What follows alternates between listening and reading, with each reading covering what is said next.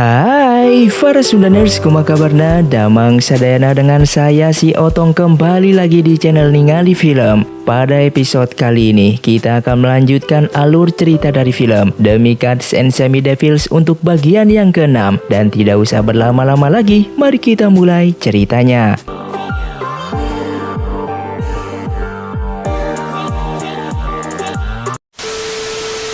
Film pun dilanjutkan dengan tetua Ba yang memohon kepada tabib Hue untuk menyembuhkan Azu. Ia menawarkan akan mengajarinya jurus penangkap cambuk sutra jika ia bersedia mengobati Azu. Sementara di sisi lain, Kiofang terus memikirkan Azu. Dan saat kondisinya telah membaik, ia pun meninggalkan goa tersebut. Azu yang saat ini sedang dirawat oleh tabib Hue kondisinya semakin membaik, tapi ia di sini berpura-pura masih sakit dan berhasil menyandra tabib Hue, sehingga Azu kemudian menyamar menjadi dirinya dan berhasil keluar dari tempat tersebut. Di lain tempat, Murongfu yang masih berpikir saat ia dikalahkan oleh Kiofang, kemudian Azu mendatanginya. Di sini Azu tidak menyalahkan Murongfu yang tidak menyelamatkan di waktu itu, dan saat itu juga Azu mengucapkan perpisahan kepada Murongfu dan berterima kasih telah menjaganya selama ini. Di tempat lain, Kiofang pergi ke gerbang Zamen untuk melihat tulisan yang terukir di batu gerbang itu. Tapi tulisan itu telah dirusak oleh seseorang. Hal itu membuat Kiofang menjadi kesal. Di tengah keputusasaannya, Azu pun menghampirinya. Hal itu membuat Kiofang menjadi sedikit tenang ketika melihat Azu telah selamat dan sembuh kembali dari lukanya. Saat ini Kiofang sedih karena ia tak tahu lagi apakah dirinya berasal dari dinasti Liao atau dinasti Song. Tapi Azu tak mempermasalahkan hal tersebut. Lalu Azu menceritakan bagaimana dia bisa selamat dan sembuh dari lukanya, hingga menceritakan kecerdikan penyamarannya menjadi tabib Hue di saat dia sedang diobati. Kiofang yang mendengarnya pun membuat dia mencurigai Azu yang pandai menyamar menjadi orang lain, sehingga Kiofang teringat saat ada orang yang menyamar menjadi dirinya dan Azu pun mengakui hal tersebut. Lalu Kiofang salah paham dan mengira bahwa Azu lah yang membunuh gurunya dan juga kedua orang tua angkatnya. Akan tetapi Azu mengatakan kalau ia tak memiliki kungfu sehebat gurunya. Kiofang pun pada akhirnya sadar dan percaya jika hal itu tidak dilakukan oleh Azu. Kemudian dari kejauhan, Kiofang dan Azu melihat prajurit Song sedang menangkap rakyat dinasti Liao. Ia pun ke sana untuk menyelamatkan rakyat itu dari penindasan para prajurit. Lalu Kiofang dengan mudahnya mengalahkan para prajurit tersebut.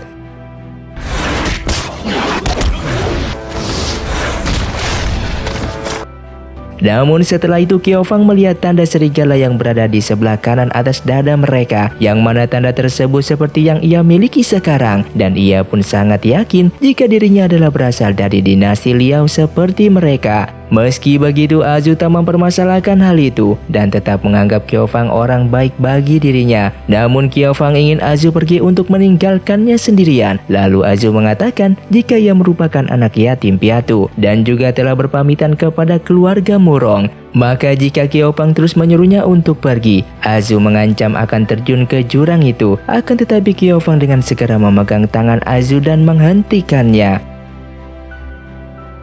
Kemudian setelah itu Azu dan Kiofang pergi ke rumah makan. Di sini mereka mendiskusikan cara untuk menghindari kejaran dari anggota sekte persilatan yang mengejar mereka. Dan Azu memiliki suatu cara untuk menghindari kejaran dari anggota sekte, yang mana ia menyarankan untuk melakukan penyamaran. Di dalam perjalanan, mereka mendengar pembicaraan dua anggota sekte pengemis yang mengatakan bahwa tetua Azu telah meninggal. Kemudian mereka bertemu dengan Nyonya Tan yang berada di luar, yang mana ia diikuti oleh Zhao dari belakang. Lalu Kiofang pun mengikuti mereka berdua yang masuk ke dalam rumah. Ternyata mereka berdua sepasang kekasih di masa lalu. Kemudian Kiofang masuk dan menotok mereka berdua. Di sini Kiofang bertanya siapakah pemimpin pasukan atas perintah untuk membunuh kedua orang tuanya 30 tahun yang lalu. Akan tetapi mereka berdua tak ingin memberitahu dan bersedia mati. Lalu Kiofang bertanya kepada Nyonya Tan sekali lagi dan mengatakan akan membongkar perselingkuhan mereka. Tapi Nyonya Tan masih tak ingin memberitahu kepada Kiofang siapa dalang dibalik pembunuhan tersebut. Dan Kiofang pun menggunakan kekuatannya untuk menyerang Nona Tan, namun dihentikan oleh Zhao. Tak ada pilihan lain, Kiofang pun mengambil tusuk konde milik Nonatan. Kemudian ia menemui suaminya. Kiofang pun langsung memberitahu jika istrinya telah ditahan oleh Kiofang. Di sini suaminya diancam untuk memberitahu siapakah orang yang sebenarnya menjadi pemimpin pasukan tersebut. Meski dalam ancaman suami Nyonya Tan, ia tetap tak ingin memberitahu kepada Kiofang. Bahkan ia masih tak percaya bahwa istrinya telah berselingkuh dengan Zhao. Hingga pada akhirnya Kiofang pun membawa suaminya untuk menemui Zhao dan juga Tan yang berada di dalam rumah. Ketika suami Nyonya Tan masuk ke dalam rumah tersebut, ia terkejut melihat istrinya dan Zhao telah meninggal dengan bekas luka tapak emas milik biksu Xuanzi. Dan ia mengira jika ini perbuatan Kiofang, tapi Kiofang mengatakan jika ia tak membunuhnya. Kemudian karena tak mendapatkan sesuatu dari suami Nyonya Tan, ia pun pergi meninggalkan tempat itu dan kembali menemui Azu. Di sisi lain mereka ingin pergi menemui tabib Sanzeng yang berada di Tain Shandong. Tapi di dalam perjalanan tempat yang mereka tuju telah terbakar, bahkan semua keluarganya telah terbunuh. Langkah penjahat itu selalu satu langkah berada di depan Kiofang. Di saat Kiofang datang, hal yang ia tuju telah dihancurkan oleh penjahat itu, sehingga tidak ada cara lain. Dan pada akhirnya mereka pun pergi untuk menemui Biksu Ziguang. Di tengah perjalanan Kiofang bertemu dengan 5 orang yang misterius, yang mana ia menanyakan tentang kematian dari Sanzeng. Di sini Kiofang juga ingin tahu siapa pembunuh yang sebenarnya. Tapi kelima orang misterius ini mencurigai pelakunya adalah Kiofang, sehingga mereka ingin menguji kemampuan bela diri milik Kiofang, dan pertarungan pun tak terhindarkan.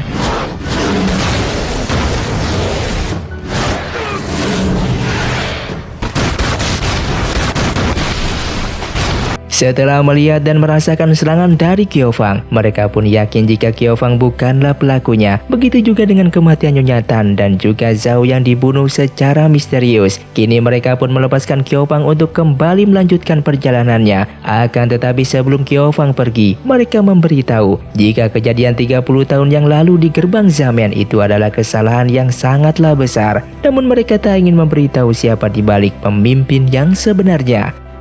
Hingga sampailah mereka berdua di Shaolin bertemu dengan Biksu Ziguang dan disambut baik oleh sang biksu. Kiofang yang masih ragu akan identitasnya langsung diyakini oleh Biksu Ziguang tentang asal-muasal Kiofang dilahirkan. Mendengar hal itu, Kiofang pun berterima kasih dan memberi hormat kepada Biksu Ziguang. Di sini Biksu Ziguang juga memberitahu tulisan yang berada di dinding Zamen yang telah ditulis oleh ayahnya Kiofang, yang mana tulisan itu saat ini telah dirusak oleh seseorang. Ternyata arti dari tulisan itu adalah ketika mereka bertiga akan ke tempat makan setelah dari rumah ibunya. Di dalam perjalanan mereka dihadang oleh perampok dan di sana terjadi perkelahian yang begitu sengit. Akan tetapi pada akhirnya ia melihat anak dan istrinya telah meninggal, sehingga ia pun memilih untuk bunuh diri terjun ke jurang. Kiofang pun langsung bertanya kepada Biksu Ziguang identitas pemimpin pasukan yang memerintahkan pembunuh kedua orang tuanya saat itu. Akan tetapi Biksu Ziguang malah mengajak Kiofang untuk masuk ke dalam. Dan saat di dalam, Biksu Ziguang yang sedang bermeditasi ternyata ia telah bunuh diri. Melihat hal itu, Kiofang pun terkejut akan hal tersebut dan langsung memberi penghormatan terakhir kepada Biksu Ziguang. Kemudian mereka pun pergi meninggalkan kuil tersebut. Di luar, Kiofang merasa jika ia dipermainkan oleh garis nasibnya sendiri, yang mana ia masih belum tahu siapa dalang pembunuhan kedua orang tuanya itu. Azu yang mendengarnya pun langsung berusaha untuk menghibur Kiofang.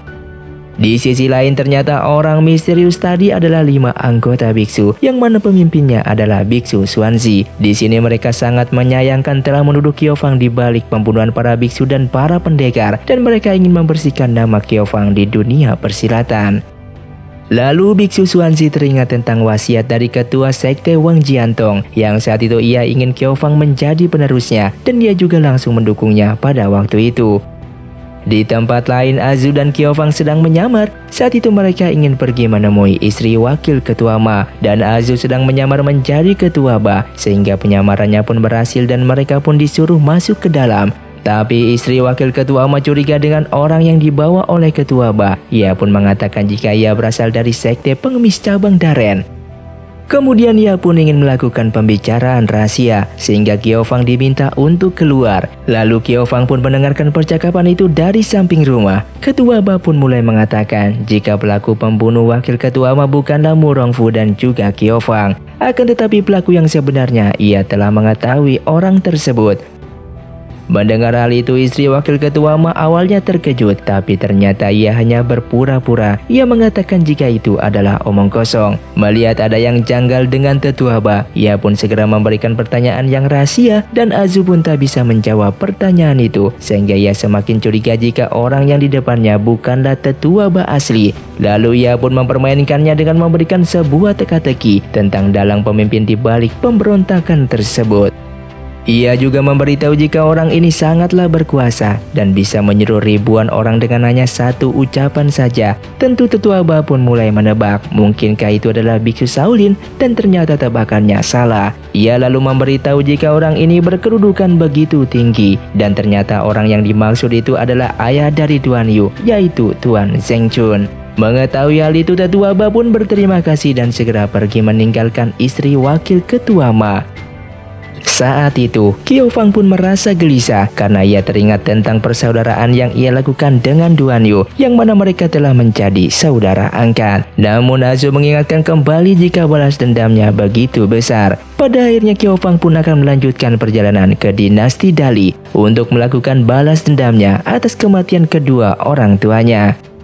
Namun di sisi lain mereka pun khawatir dengan ilmu pedang 6 nadi milik keluarga Duan yang begitu terkenalnya. Kemudian Azu mengatakan jika itu semua bisa dikalahkan dengan kitab penguat otot. Lalu ia juga memberikannya kepada Kiofang. Tapi saat membuka kitab itu, ternyata mereka tak bisa membaca tulisan yang ada di sana. Meski begitu mereka tetap melanjutkan perjalanannya.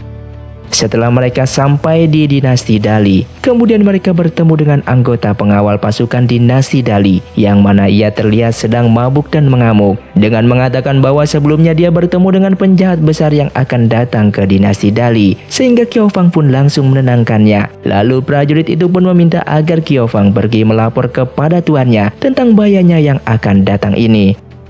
Lokasi tuannya saat ini berada di Danau Kyojin, dan pada akhirnya Kiofang dan Azu pun pergi ke danau tersebut untuk menemui tuan dari prajurit itu, yang ternyata tuannya itu adalah Tuan Zheng Chun, orang yang sedang Kiofang cari. Setelah mereka sampai di sana, mereka melihat seorang gadis yang sedang mempermainkan penjaga tempat itu. Ia dengan cerdik menipu penjaga itu dengan melumpuhkannya. Zheng Chun yang mendengar keributan di luar langsung ke sana dan melihat penjaganya telah dilumpuhkan. Lalu ia menanyakan siapa pelakunya, sehingga wanita muda tadi pun maju ke depan. Namun dengan segera Zheng Chun pun memberikan pelajaran kepadanya. Ternyata tenaga dalam Zheng Chun sangatlah besar. Dengan mudahnya ia mengalahkan wanita itu. Bahkan wanita itu menggunakan jarum beracunnya, dan serangannya itu pun mampu dihindarinya dengan melemparkan ke danau tersebut.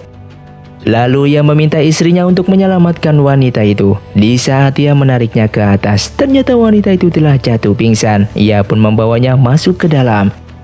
Di sisi lain, Zheng Chun bertanya tujuan Kiofang menemuinya. Kemudian Kiofang mengatakan jika penjahat besar akan datang ke dinasti Dali. Dia mengetahui hal tersebut dari prajuritnya yang saat ini sedang terluka. Tak lama kemudian Zheng Chun dipanggil istrinya untuk masuk ke dalam. Ia diminta untuk melihat gadis yang tadi. Ternyata gadis itu adalah Azi, putrinya yang selama ini hilang. Hal itu terlihat jelas dari tanda yang ada di bahunya. Dan Azu yang melihat hal itu ia terkejut karena dirinya juga memiliki tanda yang sama. Namun saat itu Azi masih saja belum bergerak dan mereka mengira jika ia telah meninggal. Lalu Kiofang langsung menyadarkannya dan ternyata Azi itu hanya berpura-pura mati. Saat itu Zheng Chun pun menanyakan di mana Azi belajar ilmu tersebut. Kemudian mereka berdua pun mengakui jika Azi adalah putrinya yang hilang selama ini. Kiofang pun langsung pergi keluar untuk membebaskan prajurit yang ditahan oleh Azi tadi. Ia pun berhasil melepaskannya. Dengan penjelasan dari Tuan Zheng Chun, prajurit itu tak percaya jika Azi adalah putri dari tuannya. Tak lama kemudian, 4 pengawal setia dinasti Dali telah datang. Dengan tergesa-gesa mereka memberitahu jika penjahat besar akan segera datang ke tempat ini. Dan benar saja Yu ketiga dan Ernie yang datang ke sana. Lalu terjadilah pertempuran di antara mereka.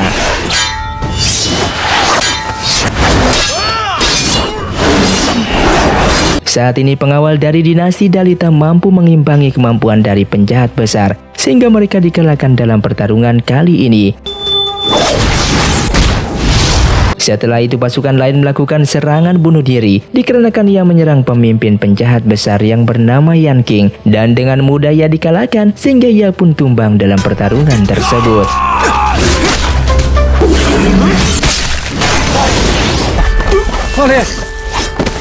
Melihat situasi yang kurang menguntungkan, Tuan Zheng Chun menentang Yan King untuk berduel secara adil tanpa melibatkan orang lain. Mereka berdua pun terlibat perkelahian yang begitu sengit. Namun karena Zheng Chun tidak menguasai jurus pedang 6 nadi, maka ia bukanlah tandingan dari pemimpin 4 penjahat besar tersebut, sehingga ia pun mampu disudutkan dan dikalahkan.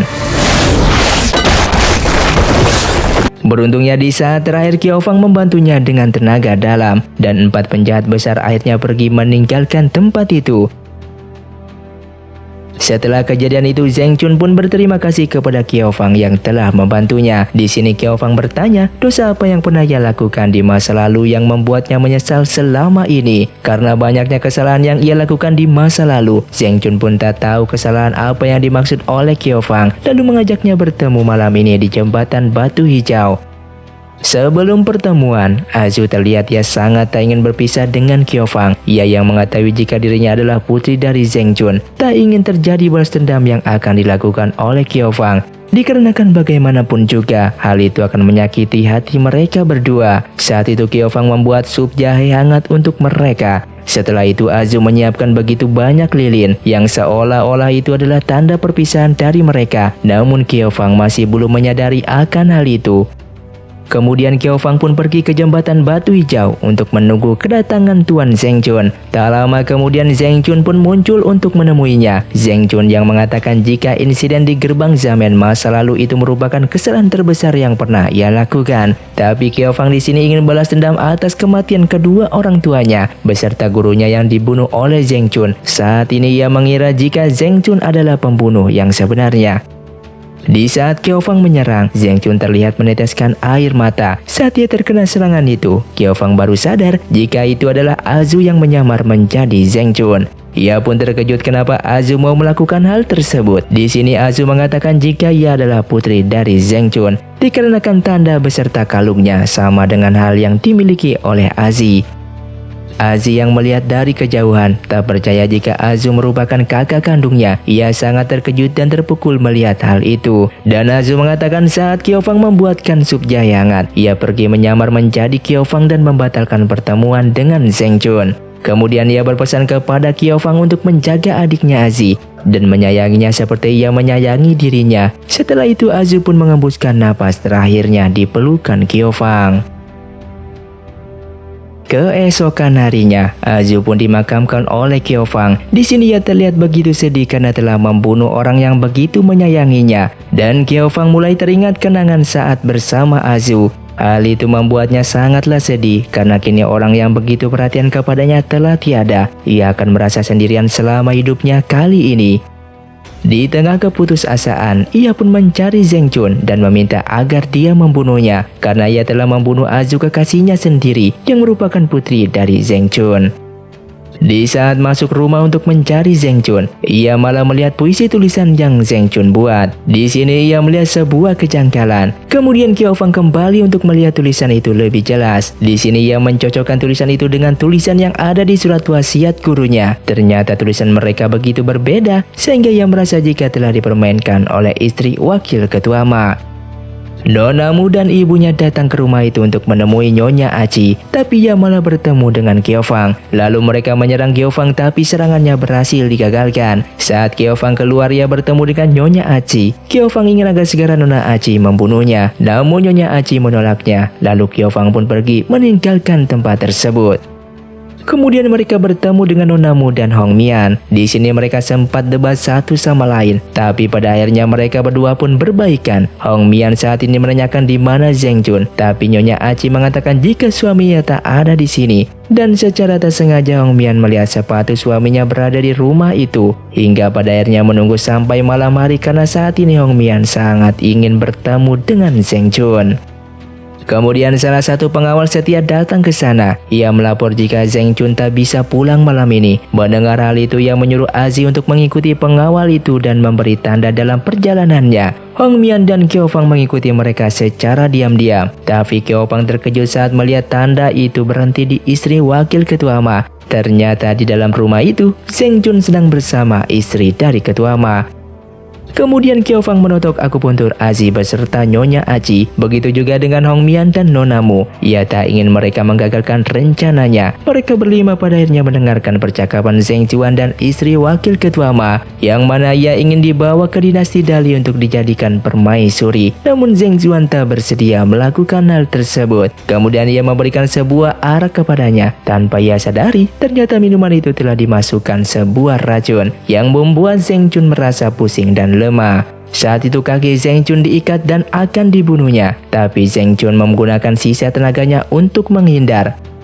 Tak lama kemudian tetua Ba pun datang ke sana. Lalu di sini mulai terungkap kejelasan tentang pembunuh dari wakil ketua Ma, yang mana pembunuh itu adalah tetua Ba yang disuruh oleh istri dari wakil ketua Ma. Kemudian muncullah seseorang misterius yang mana ia sering menolong Qiao Fang. Tetua Ba menyerangnya tapi ia bukan tandingannya, dan dengan mudah tetua Ba pun dikalahkan.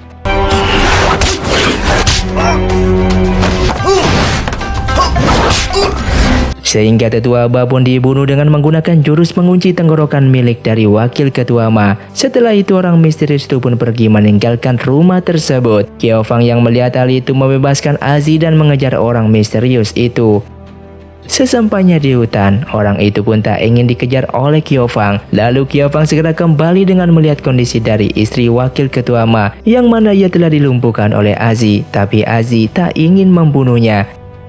Kemudian istri ketua Ma menceritakan awal bertemunya dengan Qiao Fang, yang mana di festival bunga itu Qiao Fang tak memperhatikan dirinya, sehingga hal itu membuatnya kesal dan ingin menghancurkan kehidupan Qiao Fang. Tapi Qiao Fang tak percaya alasan dari istri wakil ketua Ma. Lalu ia menceritakan kenapa ia membunuh suaminya, dan ternyata wakil ketua Ma tak menuruti perkataannya dan selalu melindungi Qiao Fang. Qiao Fang yang berusaha mencari informasi tentang siapa pemimpin yang telah menulis surat untuk ketua sekte Wang Jiantong. Tapi istri wakil ketua Ma masih tidak ingin memberitahu hal tersebut. Ia justru merayu Qiao Fang. Aziz yang mendengarkan percakapan mereka dari luar tertahan dengan kedekatan mereka berdua, sehingga ia masuk ke dalam dan mengacaukan percakapan mereka. Ia juga mengatakan jika istri wakil ketua Ma tidaklah cantik. Lalu ia memberikan sebuah cermin, dan saat melihat wajahnya, ia pun shock dan mati seketika. Keesokan harinya, Aziz terus mengikuti Qiao Fang kemanapun ia pergi. Tapi Qiao Fang ingin Aziz tak mengikutinya. Tapi Aziz mengatakan bukanlah ia telah berjanji kepada kakaknya untuk menjaganya. Di tempat lain, Qiao Fang yang kesal meninggalkan Aziz sendirian. Lalu ia pergi ke rumah makan. Tak lama kemudian Aziz pun menyusulnya. Di sini ia memesan makanan yang begitu banyak untuk Qiao Fang. Lalu saat mereka sedang asyik makan, di sini Aziz kedatangan seseorang yang mencarinya, dan ternyata ia adalah kakak seperguruan Aziz. Lalu Aziz di sini mengerjai salah satu pelayan dengan menaruh racun di minumannya, sehingga pelayan itu tak bisa berbicara kembali. Melihat hal itu, Qiao Fang pun menjadi kesal dengan sikap Aziz. Lalu Aziz membawa minumannya ke kakak seperguruannya, tapi kakak seperguruannya tak keracunan. Ia pun segera ingin mengajak Aziz kembali, tapi Aziz menolak untuk ikut kembali ke perguruan. Aziz pun mendekati Qiao Fang dan meminta pertolongannya, dan Qiao Fang dengan mudah mengalahkan orang tersebut, sehingga orang tersebut terkena racunnya sendiri yang membuatnya bertingkah seperti orang aneh. Saat itu murid yang lain mulai curiga jika kakak kedua mereka gagal menangkap Aziz dan melaporkan hal itu kepada kakak pertama mereka. Aziz pada akhirnya berhasil selamat dan pergi bersama dengan Qiao Fang. Dan film pun bersambung. Terima kasih untuk kalian yang sudah menonton video ini sampai habis. Sampai jumpa di video selanjutnya. Saya pamit urang dari ningali film si Otong undur diri dan salam Sundaners.